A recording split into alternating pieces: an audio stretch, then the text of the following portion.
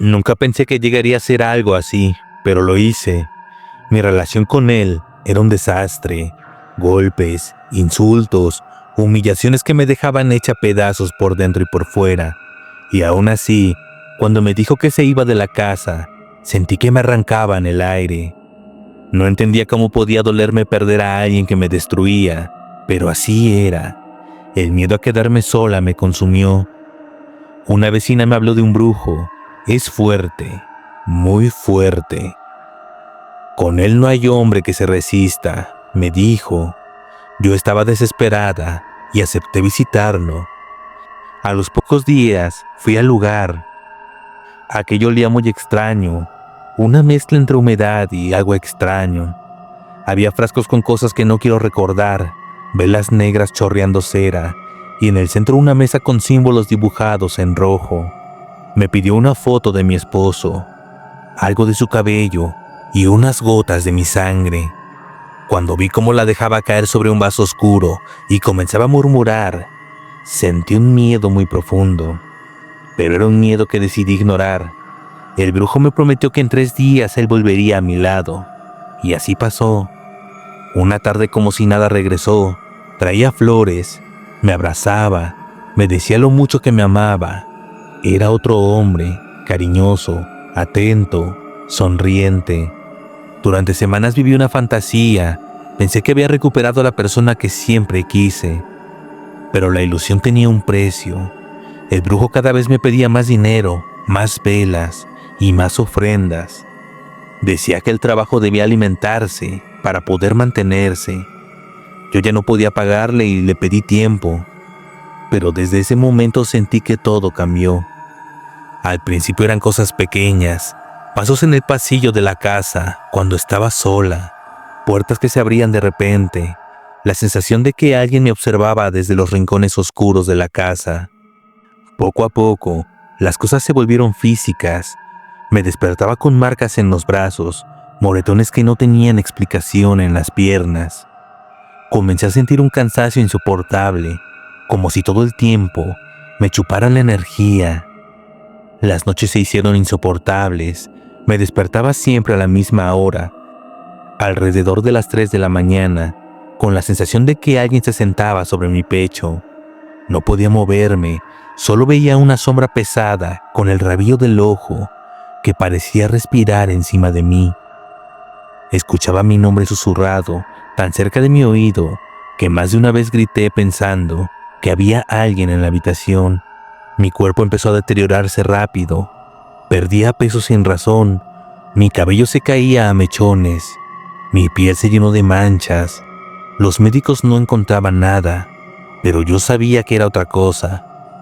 Lo peor de todo era la sensación constante de que no estaba sola. El aire de la casa se había vuelto espeso, se había vuelto pesado, con un olor a podredumbre que no se iba por más que limpiara. Además, de la nada empezaban a salir insectos de todas partes, y por más que limpiara y rociara insecticida, no desaparecían, volvían a salir, quién sabe de dónde. Mientras tanto, mi esposo había vuelto a cambiar. El cariño se desvaneció tan rápido como había aparecido.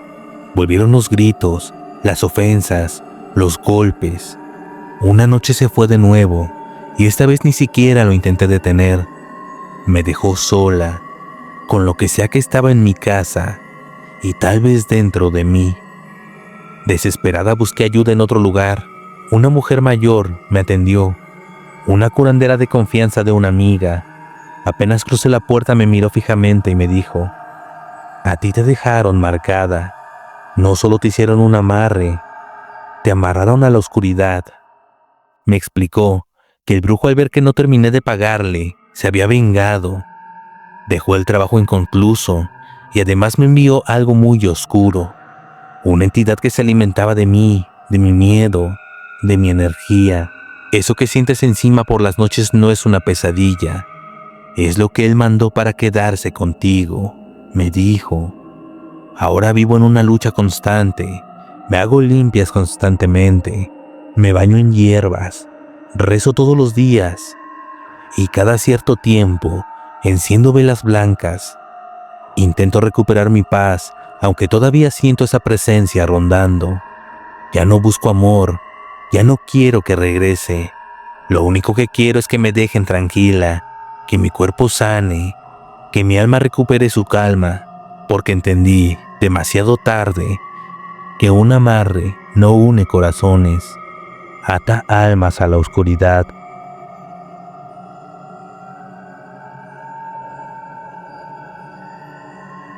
Siempre creí que las historias de brujería eran exageraciones de pueblo, hasta que conocí a don Laureano.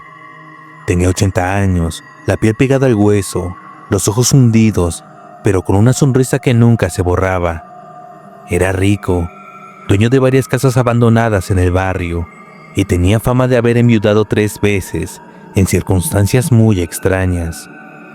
Yo lo conocí porque era amiga de Mariana, una chica de apenas 18 años. Ella vivía enfrente de la vieja casona donde él habitaba, y me contaba entre risas que don Laureano siempre la miraba desde la ventana, con esos ojos grises que parecían agujeros. Una tarde Mariana empezó a cambiar. La vi llegar a clases distraída, con la mirada perdida, y me confesó algo que me heló la sangre. No sé qué me pasa, pero no dejo de soñar con don Laureano. En los sueños me acaricia, me besa, y yo lo disfruto. Era imposible que eso fuera normal. Una chica como Mariana jamás hubiera sentido atracción por un anciano decrépito. Sospeché lo peor y decidí averiguar. Una noche me armé de valor y entré a escondidas en la casona de don Laureano. El aire estaba cargado de un olor dulzón, como a cera derretida. En una mesa de madera había velas negras, frascos con líquidos turbios, y en el centro, un muñeco con forma femenina. El rostro se parecía demasiado al de Mariana. Tenía los mismos ojos verdes, como los de ella, y el cabello cosido al muñeco era de verdad. Lo peor era el detalle. Un hilo rojo atravesaba desde el corazón del muñeco hasta otro muñeco diminuto y marchito. El otro muñeco se veía extraño, y además estaba marcado con arrugas talladas y un mechón de pelo blanco. Supe de inmediato lo que significaba. Don Laureano estaba transfiriendo su deseo, su vida, hacia Mariana. Sentí un escalofrío recorrerme el cuerpo cuando escuché pasos arrastrados detrás de mí. Él estaba ahí con una vela en la mano. «No deberías estar aquí», susurró con su voz de viejo. Los jóvenes no entienden el poder del amor eterno. Corrí y lo golpeé sin querer. Lo último que alcancé a ver fue que la vela en su mano se agitó derramando cera en el muñeco de Mariana por la boca. Al otro día, Mariana apareció con moretones en los labios, como si alguien lo hubiera besado con violencia. Ella me juró que había pasado la noche soñando con él, pero esta vez dijo que ese beso le había dolido. Después de ese día no volví a ver a Mariana. La gente dice que Mariana había huido con un hombre mayor y que se había ido por dinero, que se había ganado la lotería, pero yo sé que ese viejo la trabajó y se la llevó para que nadie los molestara.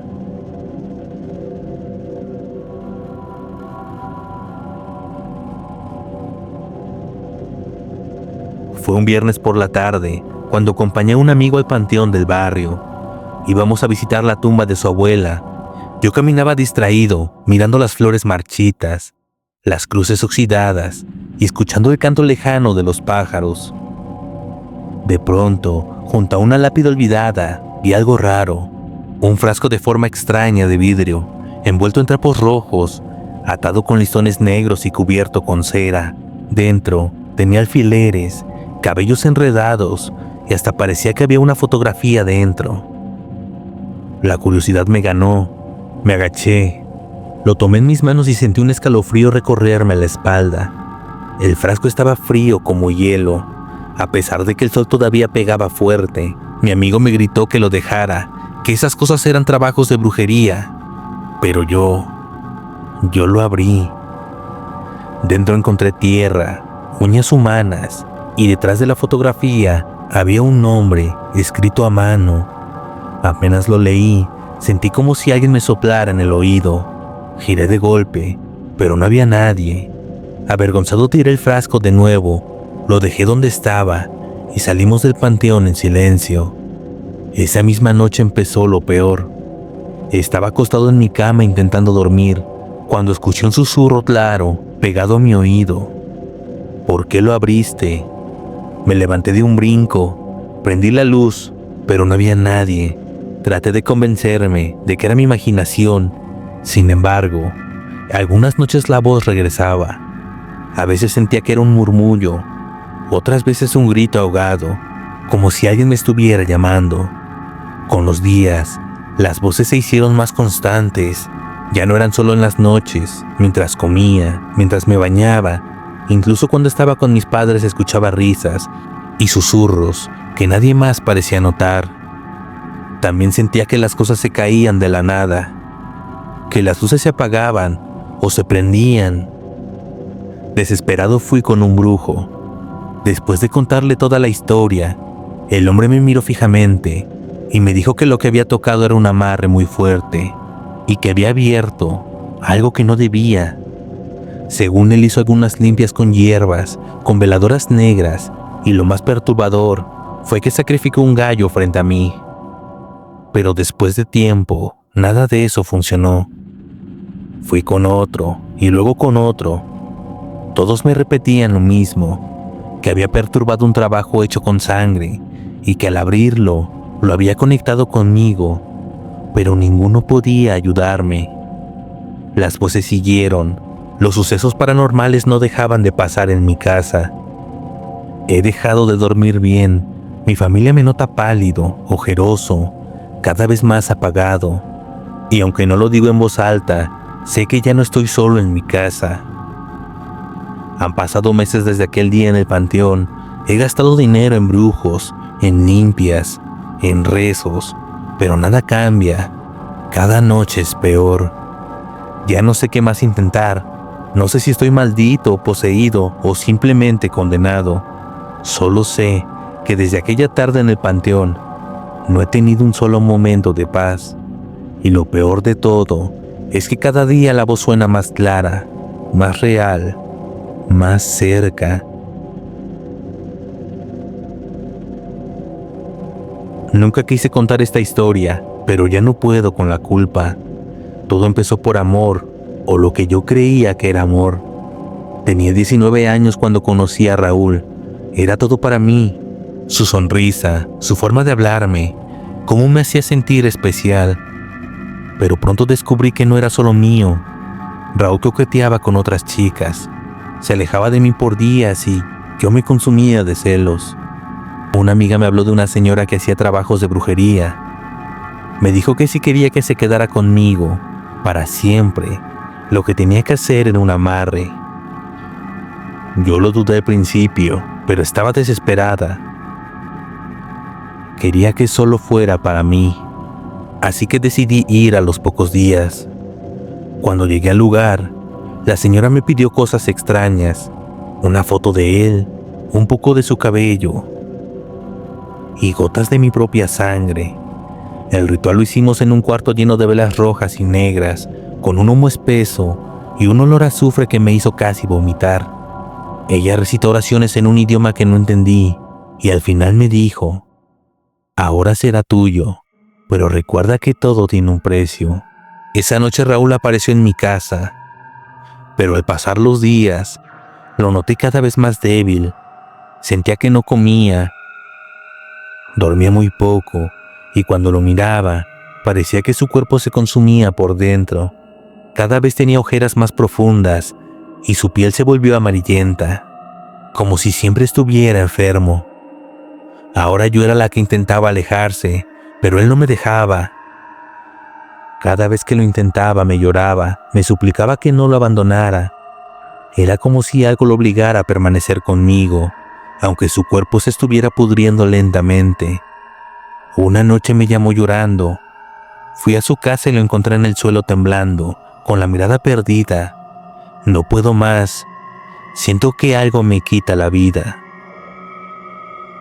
A los pocos meses falleció, sin que los médicos pudieran explicar qué le pasaba. Dijeron que su corazón simplemente se detuvo. O eso fue lo que me contó su familia, porque no querían que yo me acercara a ellos. Pero yo sé la verdad, fui yo. Yo lo até a mí con un amarre que lo devoró desde dentro. Hice que sufriera por mi egoísmo, por querer retenerlo, por querer que fuera solo para mí. Desde entonces no duermo tranquila. Cada madrugada escucho golpes en mi ventana, y cuando miro al espejo, a veces veo su rostro detrás de mí, pálido, con los ojos hundidos, como si me estuviera acusando